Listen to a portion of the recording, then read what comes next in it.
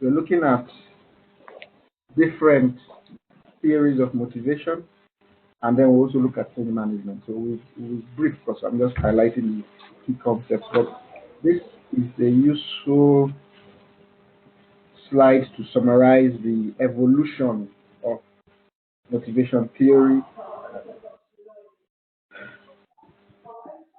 starting from the idea of scientific management down to human relations management, theory X, theory Y by McGregor, massive hierarchy of needs, so on Hesberg's two-factor theory, so on hygiene factors, motivation factors. So this is just a pictorial diagram to summarize the key theories. We'll be covering some of them, not all of them.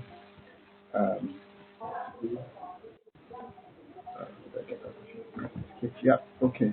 So the basic idea of motivation is motivation can be intrinsic or extrinsic. So it's that desire or willingness to do something.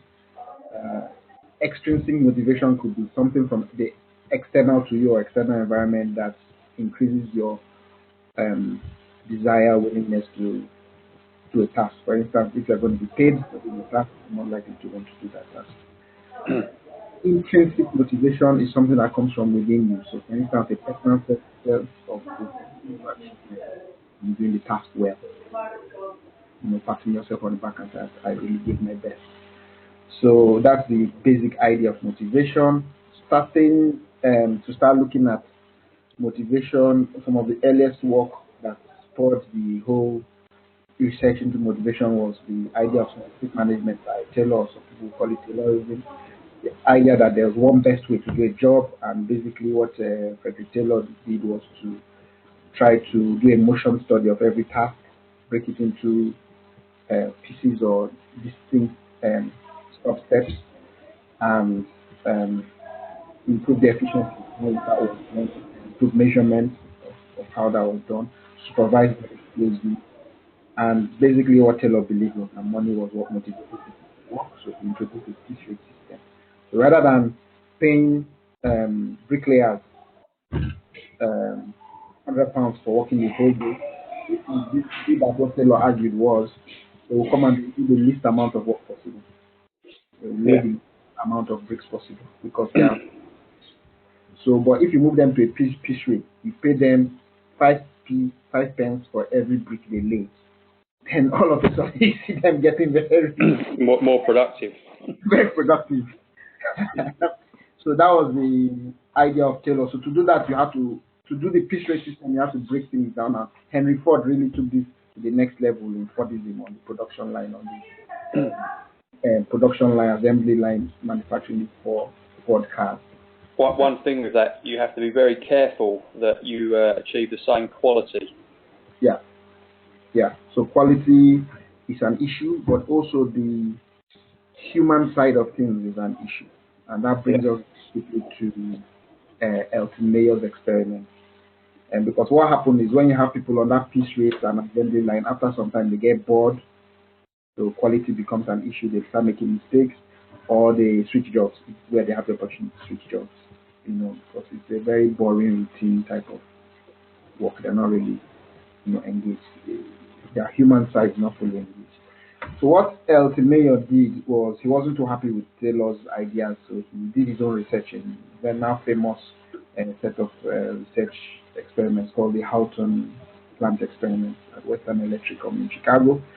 And most of them are female workers, female employees he looked at. And initially what he was trying to do was to look at the impact of the work environment. So if he could change the heating or the lighting and the workspace, work environment, to see how that will influence productivity. So he had a control group where you don't change the heating or lighting, and then he had another group where you change the heating and lighting. And he found that for both groups, productivity increased during the research. So therefore the difference wasn't heating or lighting, because one group had it and one group didn't have it. The difference must have been something else. So when they looked closely at it, they found out that in the experiment, line managers had to communicate much better with both groups of workers, with the employees, had to involve them, had to discuss with them what they were trying to achieve, and how they would do the work. And that even after the experiment, when they went back to normal production, working 48 hours a week, 6 days a week without rest breaks, productivity remained higher. So the conclusion was, it's that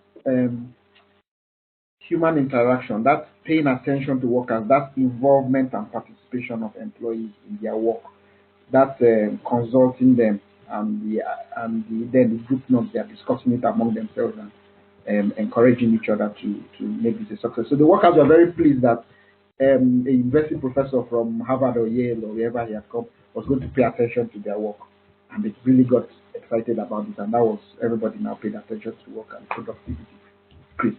So from there we have the human relations theory of management, that rather than treating employees as robots on an assembly line, like Taylor, treat them more like human beings and have better communication with managers, discuss them with them, and have a more friendly work environment, and attend to the human side of things, as you get more productivity out of it. Now, in terms of the actual people who actually started looking not so much at the management process, but actually at motivation itself. One of the earliest core theories of motivation is the famous Maslow's hierarchy of needs. And basically it's usually presented as a triangle, and what he basically argues is that human beings have a set of needs, and when they satisfy those at the bottom, a new set of needs crop up at the top. So we are not static. Other theories of motivation assumes we are static. So the question was, does man live by bread alone? And what Maslow said is, yeah, that's true, but when they've got enough bread, then something else becomes the motivator. Right? So he was trying to plot that pyramid, if you like. And so at the bottom you have the physiological needs of food and clothing, and security needs, food, clothing, shelter, and then security needs, you need to be safe. Then social needs, you need to work in a group where you can talk with people rather than on an assembly line without talking to people for an 8-hour shift. Have that human interaction and friendships at work, and opportunity to, chat with people and so on. And then you climb up to esteem needs. You need to want higher status and personal development, and so on and so forth, and then climb up to what is called self-actualization, finding meaning and satisfaction in work, so in meaningful and fulfilling work that develops your full human capacity, to develop your full potential. So that's basically Maslow's hierarchy of needs, starting from food, clothing, and shelter. Once that is satisfied, you climb up to security and safety. Once that's satisfied, and so on. And the basic idea here is that, for instance, if you link it to current reward systems in organizations, money provides the ability to settle the lower order needs. So with money, you can pay your rent, buy your food, and so on. That's food, clothing, shelter, security, sorted. And then after that, you now need, money doesn't work anymore. You now need to provide training and career opportunities for development and self-actualization. I used Maslow's hierarchy of needs in the work relationship theories. Yeah. I think a number of theories look at Maslow's hierarchy of needs. Yeah. Very quickly, I just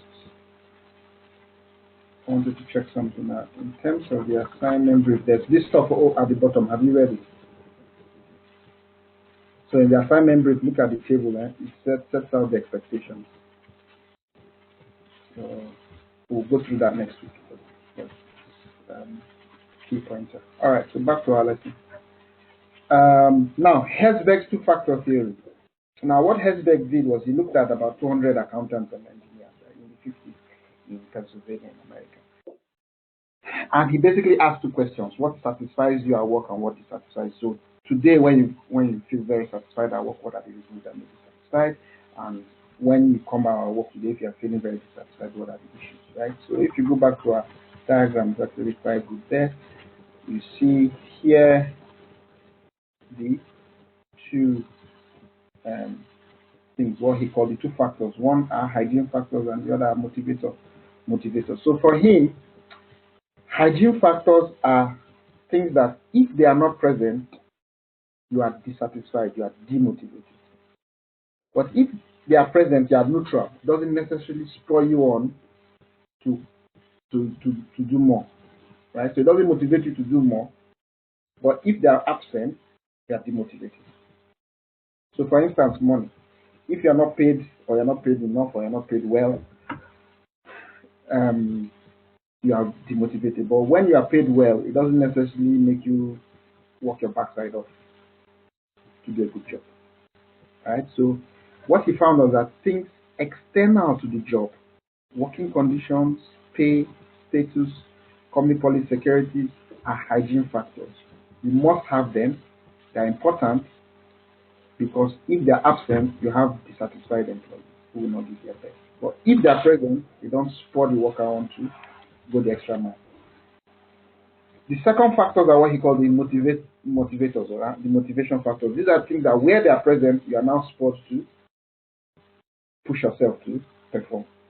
And these are things usually intrinsic or within the job, right? Whereas the hygiene factors are external to the job. So these are sense of achievement for having done a good job, recognition, feedback and recognition saying, wow, that's fantastic work you've done, growth and achievement and development, personal interest in the job, if you believe the job is meaningful to society or is changing the world or changing people's lives. So that was quite a new take on the theory of motivation compared to Maslow's Maslow's theory of motivation. And then, so for instance, you see companies like Volvo in Sweden and Toyota in Japan have to rethink the whole assembly line factory production to make work more meaningful and enjoying and satisfactory for workers. So applying Hesberg's factor theory. McGregor's theory basically says there are two types of worldview concerning workers, right? If you're a leader or manager and you believe in theory X, you believe workers are unambitious, lazy, inherently they dislike work, they will try to get away with as little as possible, right? And you can't really trust them. Therefore, your leadership and management style will involve a lot of surveillance, control, monitoring of employees, right? And you try to use carrot and stick approach to motivation. If you have a theory-wide perspective, you believe that workers are inherently trustworthy and they can enjoy their work and want to give their best. They just need the support and encouragement and opportunities and resources to do so. So here you have a lot of delegation and empowerment as part of your leadership style and management style if you follow this theory-wide approach. And you won't be involved in close supervision or micromanagement. So for theory X, carrot and sticks, a strong emphasis will be placed on financial rewards and discipline, right? Whereas theory Y will involve a lot of delegation, empowerment, consultation, and that kind of thing. And then we move on to McClelland's theory of motivation. Very quickly, he believes that human beings are motivated by three main things. One, the need for achievement, the need for power, and the need for affiliation. Right? And these are the three key things that motivate people. So affiliation or friendship. So we are social beings. So you can't just treat us as robots requiring money. Right? When we go to work, we want to have affiliation, social relationships at work. We need to make room for that. If not, workers will be demotivated, right? And people want to be liked, and also managers want to be liked by their employees, which sometimes means they will not give accurate performance appraisal, where they have to talk about have difficult conversations about their performance and that kind of thing. So it shows up all sorts of interesting things. The need for power, two levels here. First of all, the basic or raw crude need for power is to have power over others. So people want or are motivated by a position that gives them authority to boss other people, right? And then the second type of need for power is institutional power. So this is power to direct the strategic goals, direct the efforts, direct the objectives and tasks of an organization or institution or of a team to further the organizational goals, right? So it's not necessarily wanting to have people reporting to you and boss over people, but wanting to have influence over the tasks that are set for the team, department, organization, and how they are achieved. So it's not about massaging your ego that people report to you, but it's about, if you like, doing good through the organization or getting things done, that you feel are important and beneficial for the organization. So, for instance, increasing the sales or productivity or performance.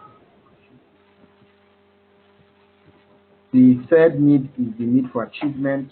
So people are goal-oriented, and where they set goals, that acts as a motivator. Where there are no clear goals or people don't set goals, then they may not be motivated to give their best. And so therefore, goals need to be smart, realistic, time-bound, and so on and so forth, specific, measurable, and attainable, and so on. So the goals, if they are unrealistic, then they don't motivate people. If you set someone is a fresh graduate from work, first day at work, first job, and you set them a target to make £1 million sales, right, in 1 month, it's unrealistic, so they are not motivated to give it a shot if they are better.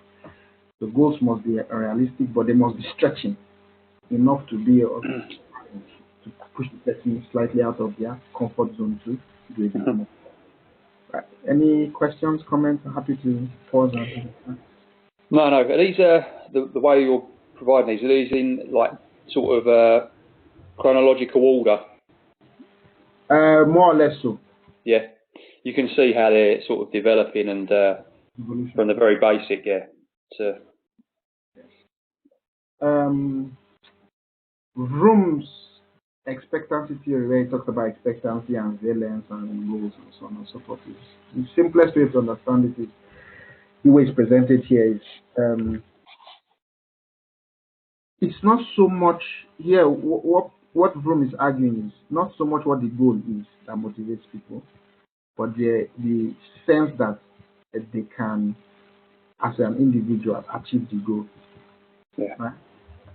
So you don't care whether the goal is increasing sales by 20% or innovating, bringing a radically new innovation in 1 month's time. But what is the probability that I can achieve this goal? If it's something I feel I can succeed at, people are motivated by success, then they'll go for it. They'll be motivated to give it their best shot. So, according to, and then the consequence of achieving the goal is also important. What is the benefit to them from achieving the goal? So,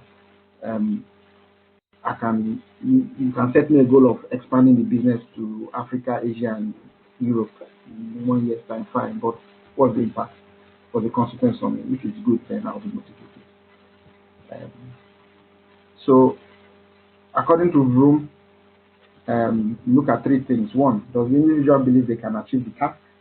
Is it a doable task or unrealistic? Does the individual believe that completing the task will benefit them or cause detriment? So, what's the consequence of achieving or not achieving the task? If I achieve it, what's the reward to me? If I don't achieve it, is there any punishment or detriment I will suffer? That can serve as a motivation. And then 3, what is the probability of completing the task leading to the desired outcome? Right, to the valence. So, how probable or how likely do I think I can succeed at this task? And if all those 3 things are good, you get good answers, then the individual will be motivated.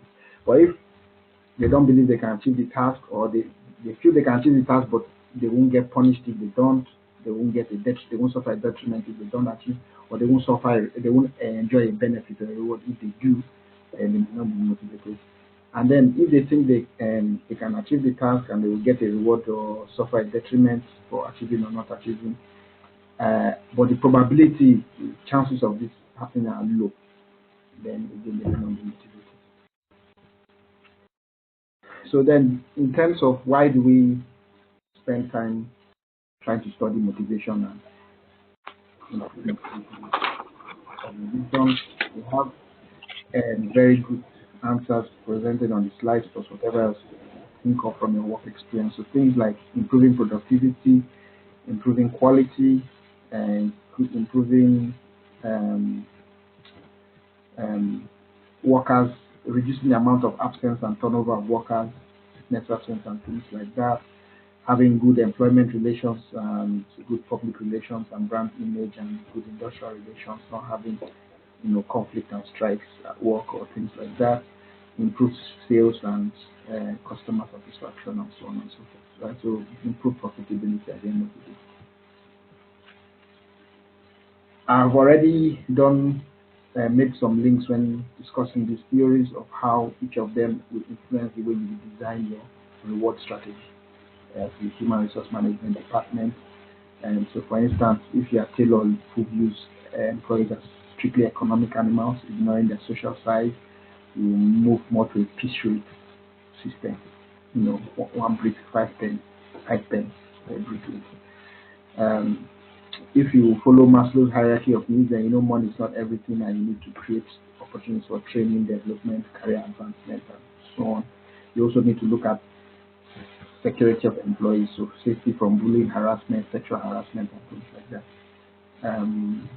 If you believe in Herzberg's two-factor theory, then for you, money is just a hygiene factor. It's important because absence will demotivate, but you need more motivating things within the job design, the internal aspects of the job that can motivate. One theory that you also find sometimes in your textbook that's not covered in the slides is the equity theory. The idea that people are not necessarily motivated by the reward they get, but by the reward relative to other people. So, for instance, if the going rate if you pay a bricklayer £1 million for laying bricks at the end of the month, that guy is going to be highly motivated, right? Because that's exceptional pay for that job. But if he or she now finds out that the colleague working beside him or her is paid £2 million for the same job, all of a sudden, from viewing £1 million as exceptionally well paid for a bricklayer, no bricklayer earns that kind of amount of money in 1 month, you can very move to a demotivated employee who thinks they are being cheated because someone doing an equal or similar job is paid more. So the equity theory is important. You can look at it. It also leads you to things like looking at gender pay gap and doing equal job for equal pay and things like that. Okay, so any questions on this whole motivation? I've done it very quickly, boy. Not really. The only thing I can really say is that although you've got Maslow's hierarchy of needs, Herzberg's theory is very similar in principle because it has the hygiene factors which sit at the lower end of Maslow's hierarchy, and the motivational factors like the self-actualization and those sit at the top end. So they're all related. They're just developments of each other's theories. Yes. So in terms of the hierarchy, Maslow and Herzberg are similar.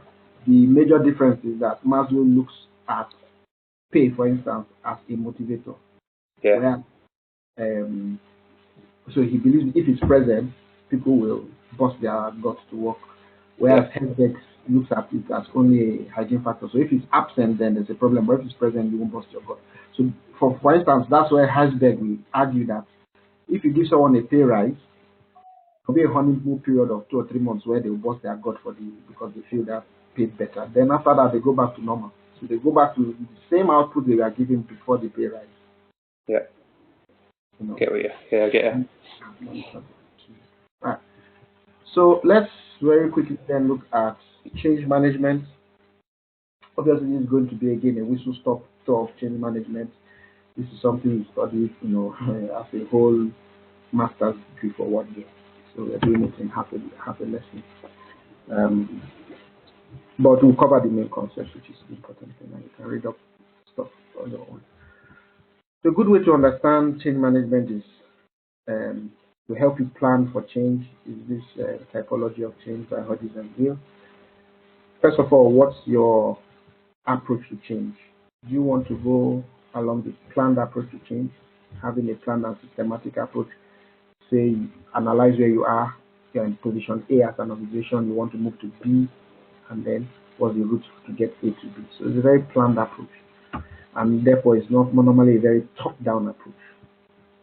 B is defined by the top, cascaded down to the bottom of the organization. People are forced to implement the change without necessarily buying it or believing in it. The opposite approach is you may want to adopt the emergent approach to change. This is more a bottom-up approach.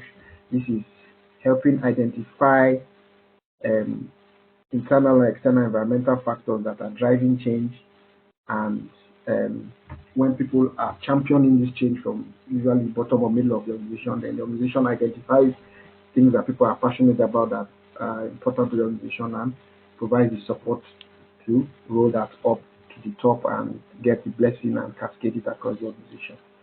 So that's a bottom-up emergent approach to change.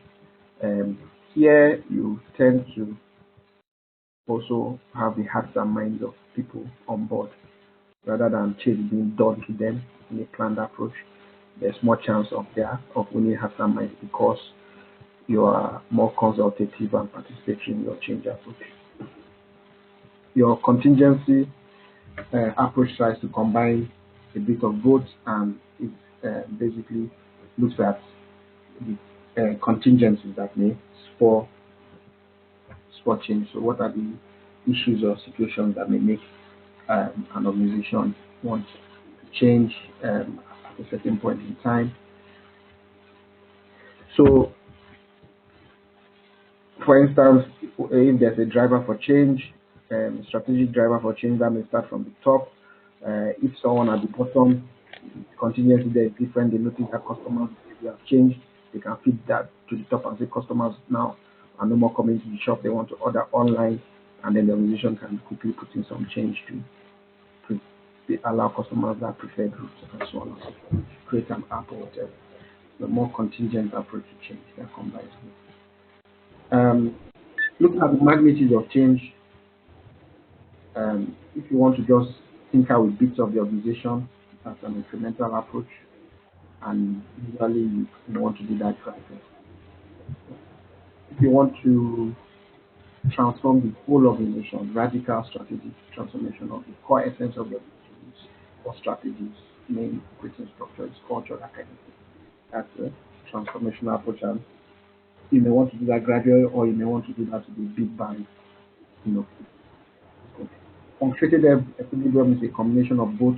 You do some big bang change, give some period of plateau or stability to embed that change, then do another important change. But you don't want to do change continuously like that, because then people don't have time to embed. That's some focus on change from strategic issues that have to do that are very important to the organization, have to do strategy, affect from operational. And then change affects individual teams and organizations. So at what level are you changing? Any employees' attitudes and behaviors and helping them cope with change mentally and psychologically? Or team-based change at the team level, or trying to change the whole organization, for instance, the corporate culture. These are some decision points you want to make and you change. Obviously, we've already started identifying from that conversation that there are different types of change, more participatory change, more coercive or manipulative forms of change. We'll start talking about things like Lewin. It's an approach to change that is an economic value approach. We are changing because the main driver is to make money, cut costs or to increase profit. And you're changing what we call the hard levers or hard aspects of the organization, which you can see as much as possible, like the organizational structure, system, process, and downside, and people become that excellent. Theory O is a softer approach to change, focusing on organizational capability. You want to develop the skills, knowledge, and ability employees and think that with that new skill set, uh, their way of behaving or way of operating, change their performance will change and so on. So for instance, you may want to change the leadership competence, you may want to change the educational culture, and usually these are softer, less tangible things. You can't really feel or touch leadership or culture. Talking to an organizational structure or something like or numbers of staff, you know. Um, so this more softer, more participatory approach.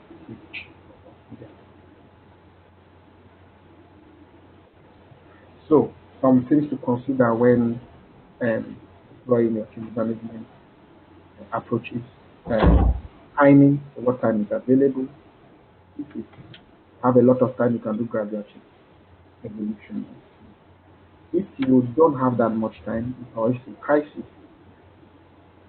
you're trying to manage, then you have to do a big bang approach to change. So, the evolution. Focus on change to cover this. Are you tinkering with the evolution, incremental change, or are you trying to change something core? Like structure of culture, affecting whole of communication. What aspects of the current situation need to be preserved? To remember, for change to make sense, people need some time to embed some stability. And for change to make sense, we need to compare something like this. And so and you don't want to throw the baby with the out with the bathwater. If there are aspects of your current situation that are good, you want to celebrate and preserve those. For instance, aspects of your culture you want to keep, and then other aspects you want to change. So, yes, like describe what how diverse are people's experience, views, and opinions across their institution. So, you know that change will be interpreted differently, and people have different ideas of diverse backgrounds. So, just terms of change. Um, if you have a homogeneous population, change, you know, will not be as complex as diverse populations have different interpretations and impact. And also tap into the different.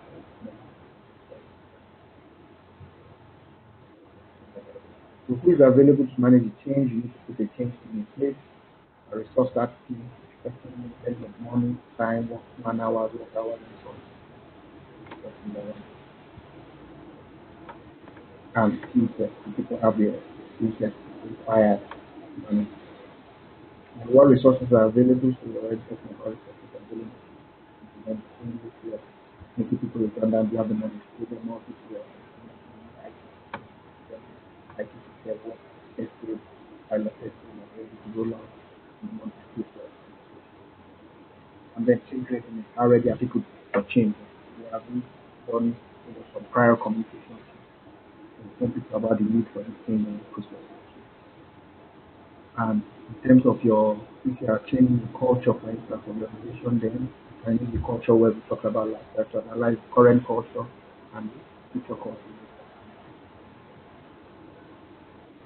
In terms of strategic change, affecting the whole organization and important aspects of the strategic issues. You could want to start thinking about using a for the first phase analysis to analyze and help you analyze the change. So if you put the change in the middle block there, what are the forces and driving forces for change? Is it reducing costs? Is it improving employee engagement? Is it responding to regulatory changes? Is compliance? Is it responding to changing environment, changing customer habits and market? What are the drivers? And what are the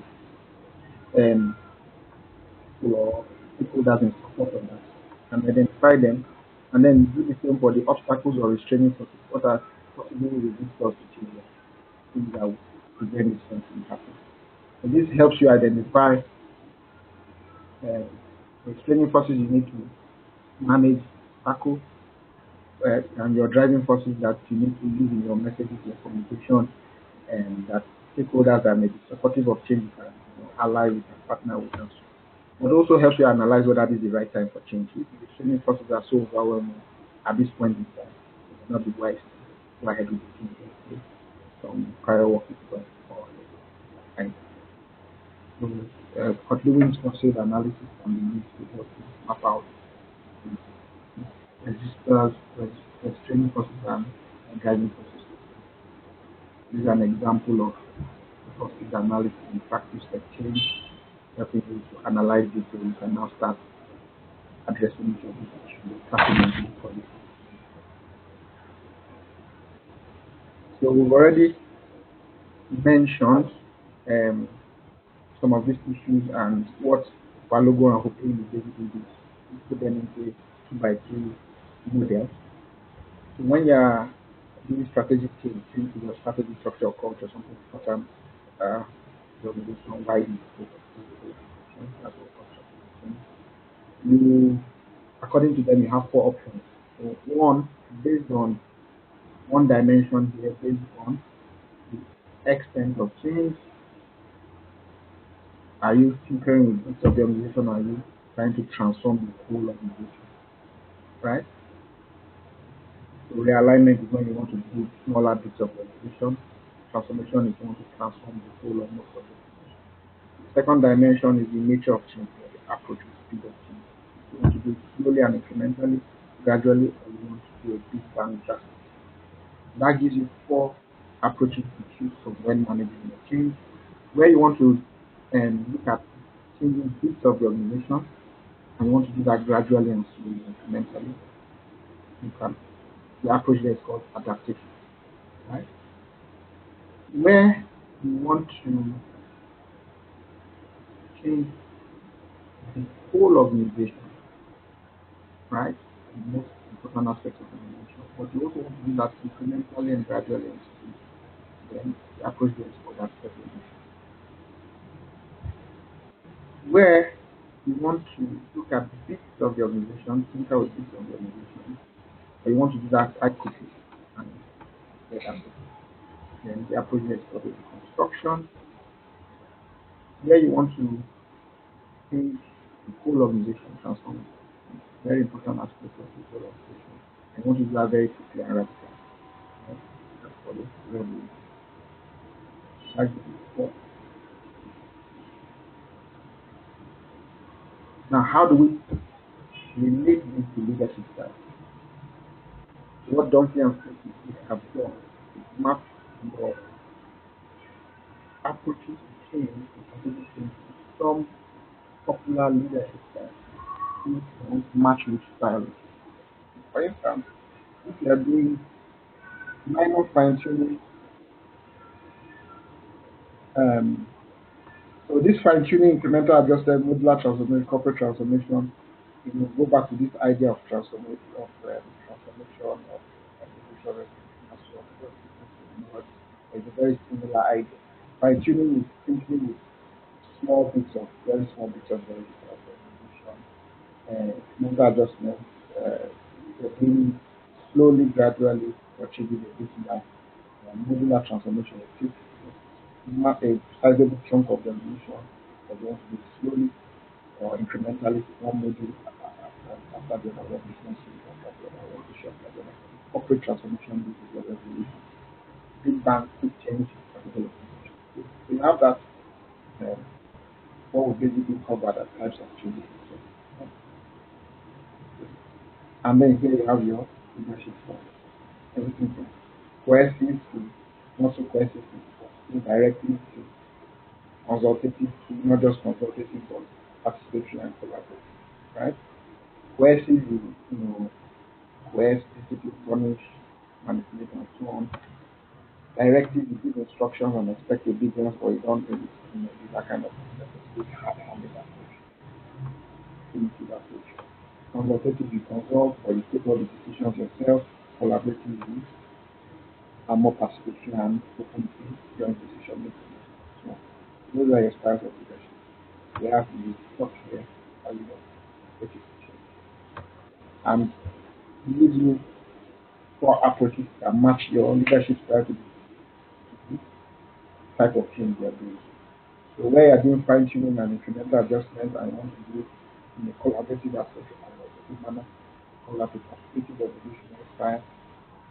Where you're doing fine tuning and incremental adjustments, that you want to be more collective in approach, like a fast evolution.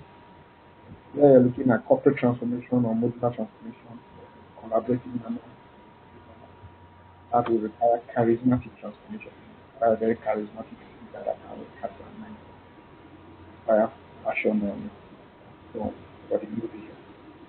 And where you want to do corporate transformation, especially in situations where you are crisis, you don't have time to do a collaborative process, and you don't have to do that transformation.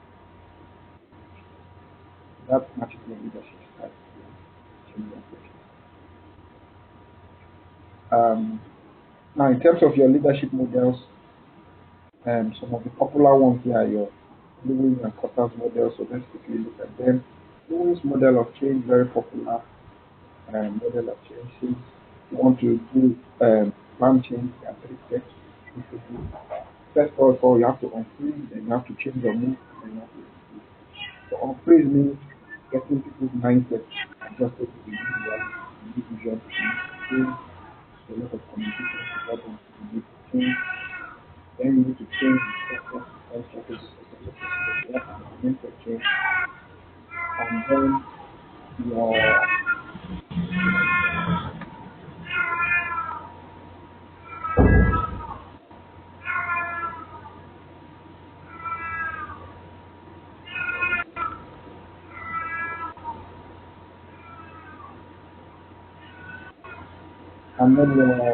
retreat, you have to do some things to embed or analyze the change. Yes, to make change to be a business as usual.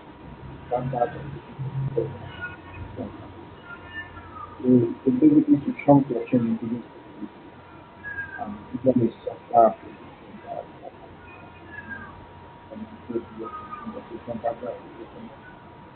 Potter's 8-step model for change is another popular model. Again, you can chunk it into 3 rough stages: creating the climate for change, enabling change, and implementing it. For him, there are 8 specific steps. 1, establish a sense of urgency to show that there's fire on the mountain and create a bit of sense of fear. Or like Lewin, for this is more fear based approach. Show people sense of urgency. Rather than confusing, this is a more gentler way of creating the business, a bit more stronger, harsher. Form a powerful coalition to identify who the change agents are. Partnership and backing the leaders.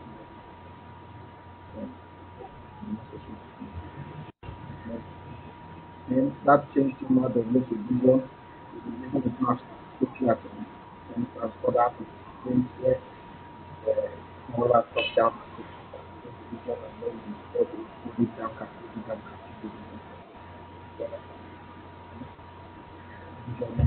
vision then we empower others to actually implement change and empower people and provide the resources that new processes and procedures need to implement change.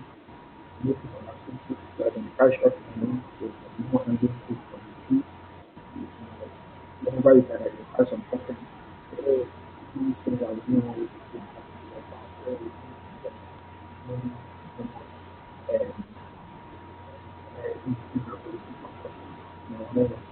that will motivate others to follow this thing because we have to do and buy into them.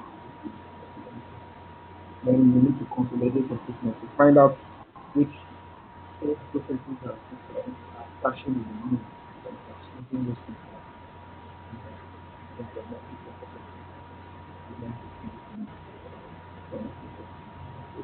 and then analyze and embed information.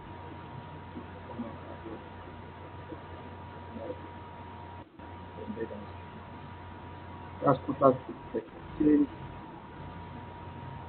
in terms of the change evaluation, remember that your change agents and change frequency. Few, but there are other stakeholders we need to get on board and that process. General stakeholders like suppliers and customers, everyone has to change. So, always be aware about the communication of stakeholder engagement for change. And then middle managers are very important because they are the ones who are communicating on the change and actually here if there's any noise that we need to put up during the development of the change, sometimes it's cultural leadership.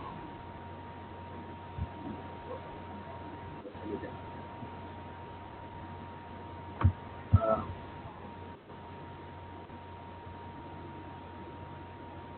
right.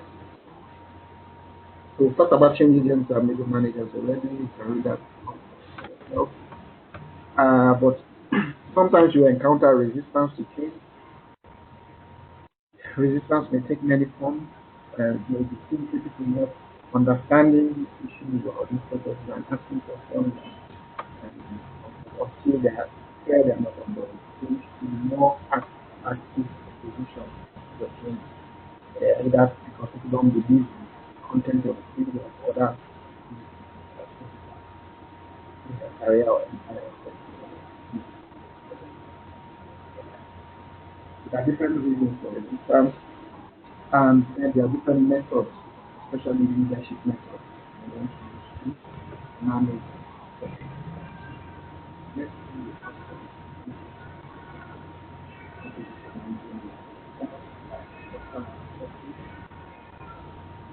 and basically talk about one method or strategy, more education and communication has an advantage and disadvantage for basically providing education and communication to people who are resistant to the for change, individual and understanding.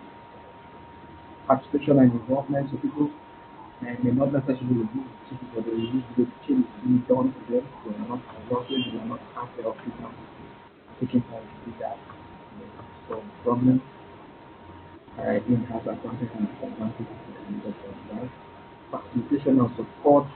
So this is more providing support to the youth people's peers, anxiety, providing training. So sometimes issues of the system. People are not really opposed to the system, but they don't have training to use it and they are afraid and so whatever information is or the helpline in case there's a big process. Another strategy is negotiation and agreement. Here is collaboration that serious conflict. Sometimes it's a treaty that can basically negotiate compromise change, for example, you change your working hours in the for that to provide more pay or better shift pattern. Manipulation and cooptation, where you try to sway or influence people by, for example, we're able to buy this change next year and improve your budget or utilize your promotion or some sort of manipulation of employees, agendas and ideas, political deals, internal political deals, and then explicit and implicit questions. So this is more looking at heavy-handed approach to change, threatening, for instance, neutral practicing content, done by change, so on and so forth, and making it crazy. Advantages and disadvantages and implications in each change. So, that was a whistle stop tour of change management also. Very quickly, are there any questions, comments?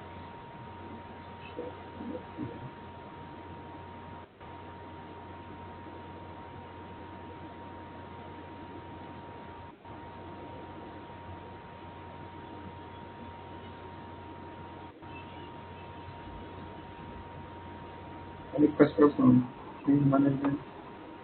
Oh, no, thank you. It was Okay. perfectly fine. I joined a bit late. Yeah, slides will be. Yes, I'll hopefully get the recording. Yeah, the recording will go up as usual on Monday. All right, sure. And what about the assignment?